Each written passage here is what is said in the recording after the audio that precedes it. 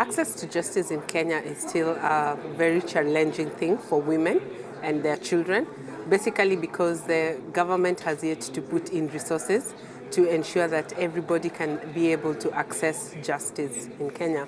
So the Federation of Women Lawyers, which is FIDA Kenya, has gone out of its way to try and provide for free legal aid services for women and children so that they are able to access the courts, or whether it's the traditional justice system, so that they're able to get their rights.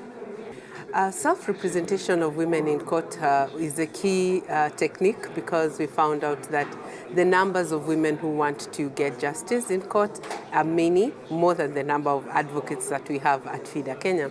So we thought, as long as you can read, at least your literacy level is of average, then you are capable of understanding what the processes of courts are, then we can train you to be an advocate for yourself. So at FIDA Kenya, we identify women who are emotionally stable, because that also matters. We try and give you some counseling, if possible, just to make you emotionally stable. Thereafter, we teach you on what the court documents look like. What is a court? Why do you have to go to court to get justice? Because most women, when they are emotionally low or down, they do not understand why they should again go and explain to someone else their problem. So you explain to them who is a magistrate or a judge and what do they want to hear from them. Then the also most important thing is to help them anticipate the questions by the respondent or the defendant. It depends what level of the case is. And you also let them understand the tactics that the defendant or the respondent might use. Like, if you're in court and someone says, "You liar," the first thing you'd want to do is maybe cry and think, "How dare you call me?" You just need to let them know that that is a possible technique that will be used against you. Be stable, be firm, be focused on what you want for yourself and your children.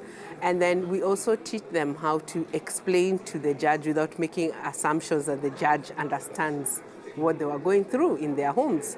In this case, I'm using an example of a child custody maintenance case or a domestic violence case. Do not assume that the judge was there, so you have to take time and explain to the judge and produce your evidence step by step. Then thereafter, you wait for your judgment, Yeah. Oh, and one most important thing is also to let them know that when you go to court, try and, if possible, not come with the baby, because the baby might want to run around. If you have social support, have someone to take care of the baby. Dress up, just comfortable enough to keep you there.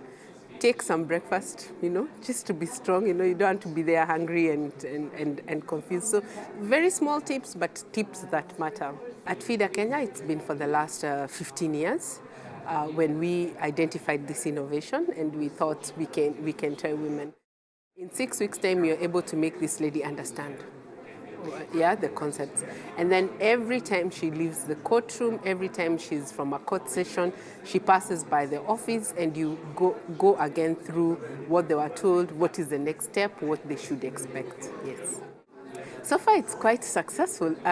We have this joke in the organization that they are better lawyers than ourselves, because they know what they experience, they know how to explain their issues, because it happened to them.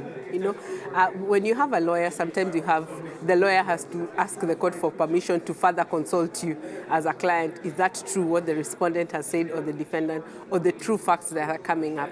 But when you are the client and also representing yourself, you are ready. You're ready to respond to every fact that comes without consulting anybody.